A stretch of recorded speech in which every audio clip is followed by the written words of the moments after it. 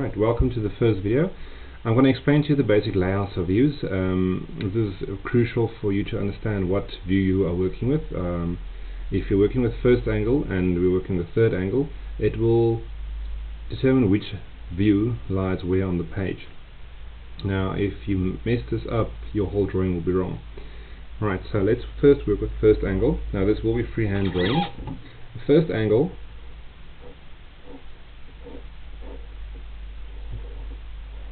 Right, here's my first angle view.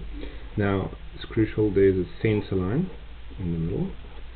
Now this is your first angle symbol. Now first angle is basically your paper one in your exams. Now first angle, if you draw your layouts, you'll get your front view, your top view, and you'll get a left view and a 45. I'll explain that later.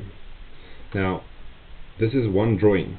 Now if I take my front view, let's say this is my front view of my drawing.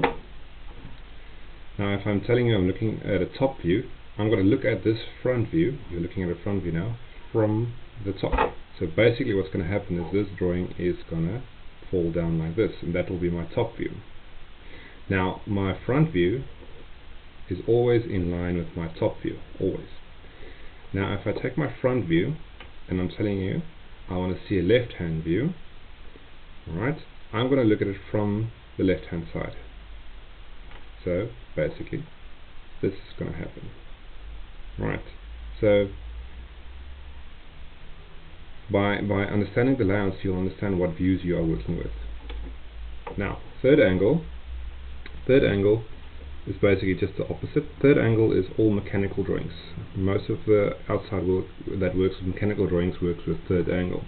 Now third angle, get the cup first, and the circle first and then the cup. Now also remember your center lines.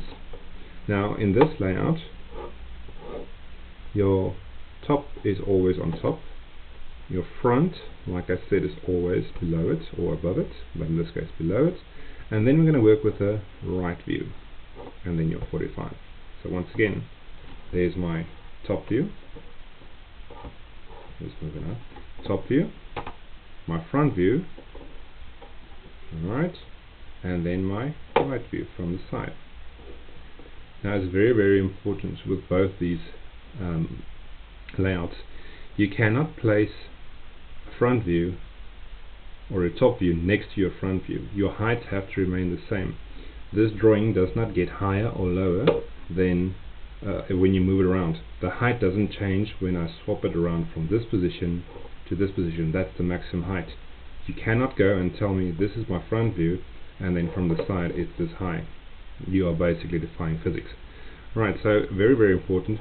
Your front view and your your front view and your right view and your front view and your left view are always side by side, and your top view and your front view are always above and below each other. Once you get that concept, that'll be easy. Now in third angle you can also add a left view on this side, and in first angle you can add a right view on that side. Alright, because sometimes they specify in a third angle they give you a left view, so that you just understand where what is. Now let's take both these views and place them in an isometric block. Isometric is a three-dimensional block. Now like I said, this is just the basics. I'll go through it in detail later. There's my isometric block. Once again, this is a quick freehand to explain. Now with first angle we work with the front view, top view and the left view. Now the left view indicates what view will be where. Now if I look at this block, which side is left? Yes, of course, this is left. Alright, top will always be on top, and then what remains will be my front. Third angle, right is my crucial one, so right always on the right hand side, top and my front view. If you can understand this and memorize this, this is just a basic, but if you mess up this basic, your whole drawing will be wrong. Alright, thank you for this one. We'll continue with the next session.